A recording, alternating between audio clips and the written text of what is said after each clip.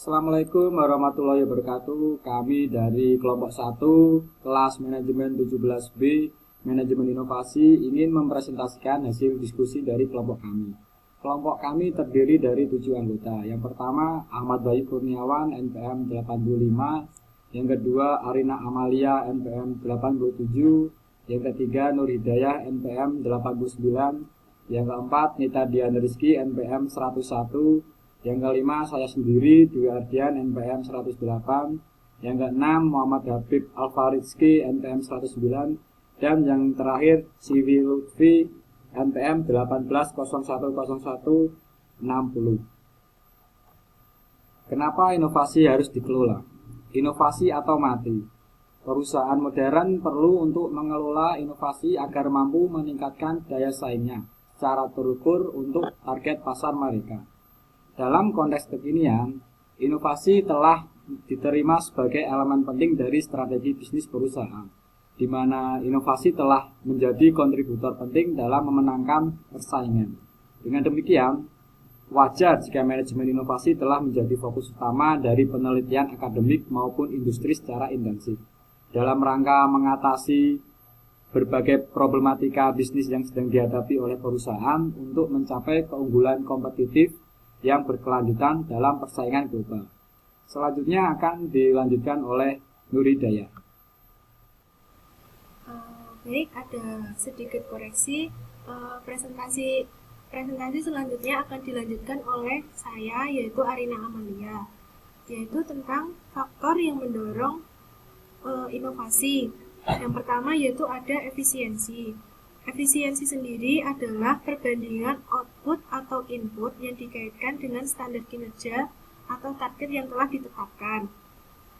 Dapat dikatakan juga efisiensi semakin hemat atau semakin sedikit penggunaan sumber daya, maka prosesnya dikatakan semakin efisien.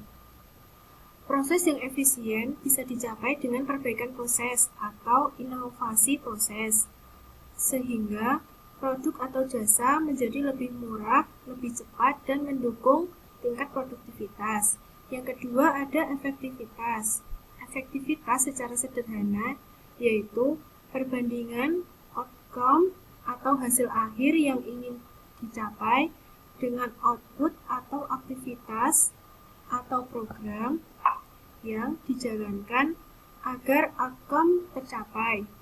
Semakin besar kontribusi output terhadap outcome, mengindikasikan semakin efektif struktur organisasi dan tepat sasaran program atau kegiatan yang dirancang dan diimplementasikan. Jika efisiensi berfokus pada output dan proses, maka efektivitas berfokus pada outcome atau hasil. Faktor yang selanjutnya akan dijelaskan oleh Mbak Daya. Selanjutnya, saya lebih Daya akan melanjutkan presentasi dari Mbak Arina Amalia tentang faktor yang mendorong inovasi yang ketiga, yaitu need and want. Need atau kebutuhan adalah keinginan manusia atas barang dan jasa yang perlu dipenuhi untuk mempertahankan kelangsungan hidup. Need atau kebutuhan menggambarkan kebutuhan dasar manusia seperti pangan, sandang, papan, pendidikan, kesehatan, rekreasi, dan lainnya. Kemudian yang selanjutnya yaitu want atau keinginan adalah kebutuhan yang dibentuk oleh budaya dan kepribadian individu. Need menjadi want jika kebutuhan telah menjurus pada satu keinginan tertentu yang dapat memberikan kepuasan. Jadi yang ketiga ini antara need dan want itu saling berhubungan untuk mendorong faktor inovasi. Kemudian yang keempat yaitu tingkat kreativitas.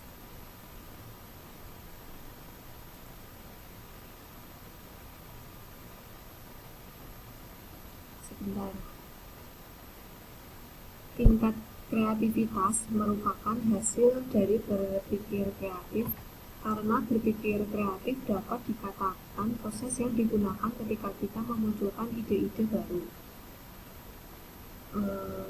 Menurut The Process of Creative Thinking mendefinisikan bahwa kreativitas merupakan salah satu dari 3 unsur, yaitu yang pertama, melihat dengan sudut pandang atau perspektif yang baru, kemudian menemukan hubungan baru, dan yang terakhir membentuk kombinasi baru dari objek, konsep, dan fenomena.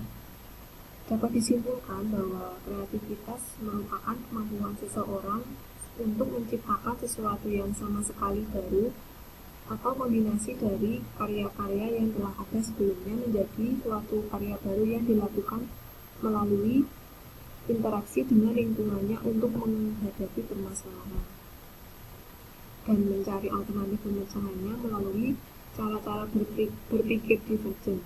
Pola berpikir divergen dikarakterisasikan dengan kemampuannya memberikan pilihan ide atau solusi. Biasanya ide atau solusi ini datang begitu saja atau secara spontan. Kemudian slide selanjutnya akan dipresentasikan oleh Mbak Nita Dian. Cara manajemen inovasi. Cara manajemen inovasi yang pertama adalah dengan knowledge management system.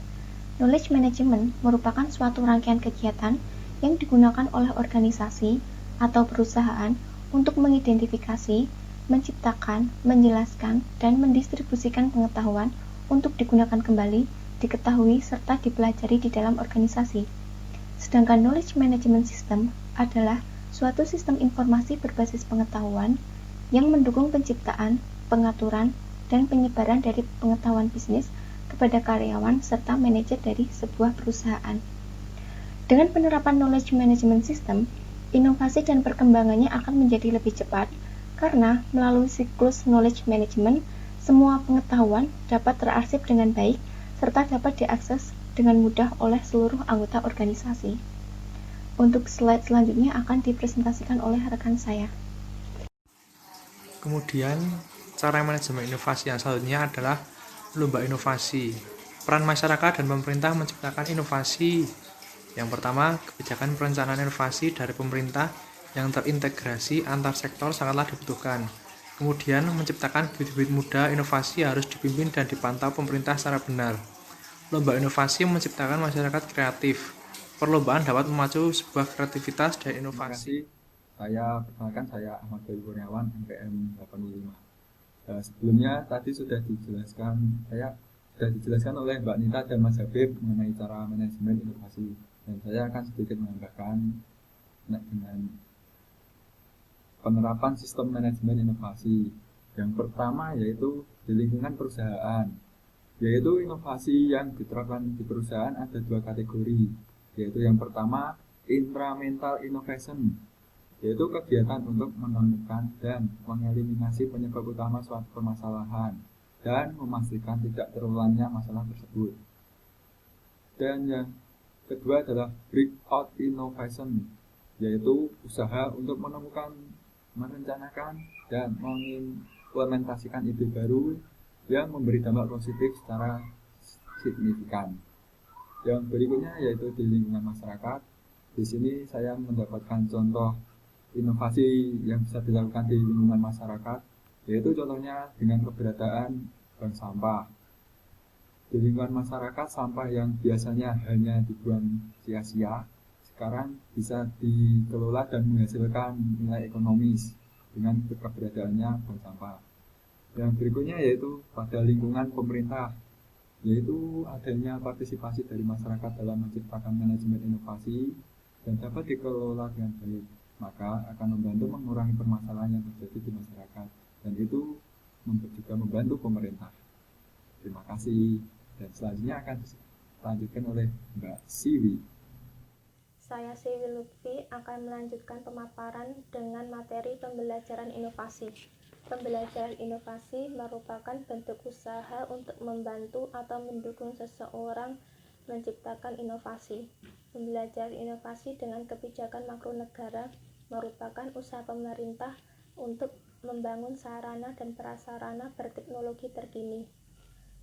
Contoh dari kebijakan tersebut yaitu kebijakan pembangunan sains dan teknopark.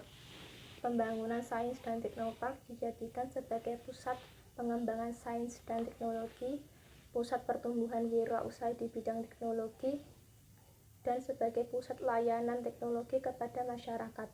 Selain itu, pemerintah berusaha untuk meningkatkan kapasitas iptek di sejumlah jenjang pendidikan dengan harapan ekspektasi masyarakat kepada perguruan tinggi semakin meningkat. Selanjutnya yaitu kebijakan mikro perusahaan. Suatu inovasi dapat dimulai dengan tersedianya peluang-peluang untuk berinovasi, yang mana inovasi tersebut datangnya dari meniru ataupun dibeli dari organisasi lainnya. Menurut Syafarudin, Asrul, dan Meisono 2012, suatu perusahaan akan mampu menjadi maju apabila perusahaan tersebut mampu melihat peluang-peluang tersebut dengan melakukan observasi dan analisis.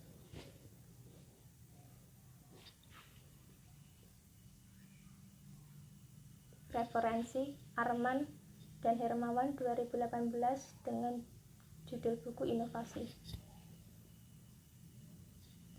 Sekian dari pemaparan kelompok kami.